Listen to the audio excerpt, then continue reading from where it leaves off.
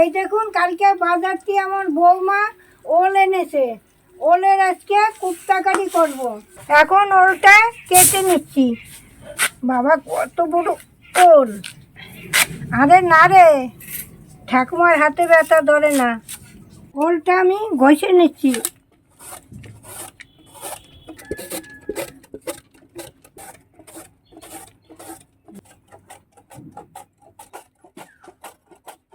এই দেখেন, আলুর চিপের মতন আমি কেটে নিছি। এবার একটু নুন দিয়ে মেখে রেখে দেবো। আদাটা এখন থেতো করে নিচ্ছি।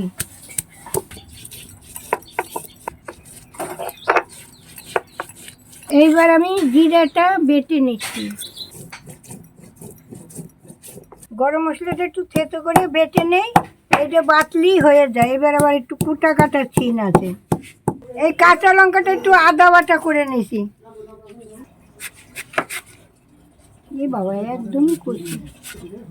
নুন মাখাইয়ে রেখেছিলাম, এখন একটু ধুয়ে নেই। ওটা মা, তুমি এটা নুন মাখিয়েছিলে কেন? নুন মাখাইছি কেন? গলা চুলকাবে না, আমি তো সিদ্ধ করবো না, ওই জন্য নুনটা মাখাইছি। উনান ধরে গেছে, এখন কড়াটা বসিয়ে দিচ্ছি। একটু জল গরম করে নেব। জলটা গরম করে নিয়েছি, এইবার একটু ঢেলে দিচ্ছি। অল্প একটুখানি থাক, 10 মিনিটের মতো। এইবার আমি তুলে নিচ্ছি।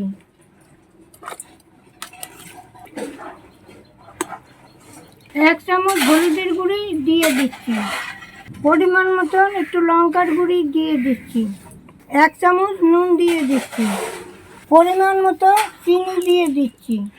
এই লঙ্কা বাটাটা দিয়ে দিচ্ছি। একটু আদা বাটা দিয়ে দিচ্ছি। এইবার লেবুর রসটা দিয়ে দিচ্ছি।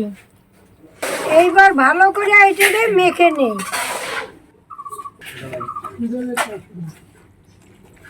এইবার এই বেসনটা দিয়ে দিচ্ছি। তেল দিয়ে দিচ্ছি পরিমাণ মতো।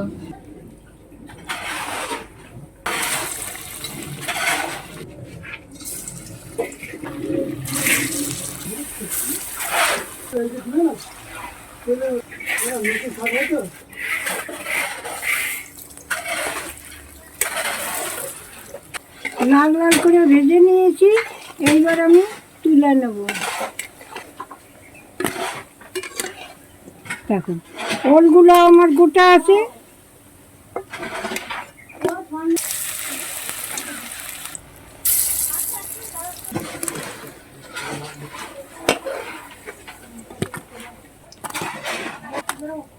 এইবার এই তেজপাতাটা ফোড়ন দিচ্ছি, এই জিরাটা ফোড়ন দিচ্ছি, এই এলাচ লবঙ্গটা দিয়ে দিচ্ছি।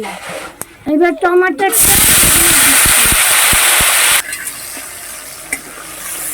পরিমাণ মতো নুন দিয়ে দিচ্ছি। আদা বাটাটা দিয়ে দিচ্ছি। এই জিরা বাটাটা দিয়ে দিচ্ছি। এই মশলা দেওয়ার জলটা দিয়ে দিচ্ছি। পরিমাণ মতো হলুদ দিয়ে দিচ্ছি। লঙ্কার গুঁড়ি দিয়ে পরিমাণ মতন লঙ্কার গুঁড়ি দিয়ে দিচ্ছি। পরিমাণ মতন চিনি দিয়ে দিচ্ছি। এই দেখুন, তেল ছেড়ে গেছে, এখন আমি জল দিয়ে দিচ্ছি।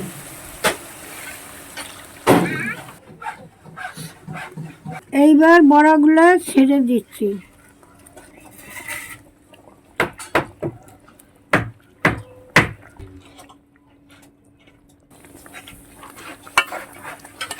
এইবার গরম মশলাটা দিয়ে দিচ্ছি।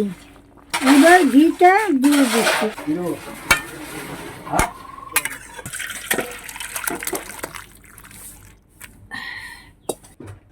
রান্নাটা আপনাদের কেমন লাগলো অবশ্যই আমাকে জানাবেন। আজ আসি, টাটা।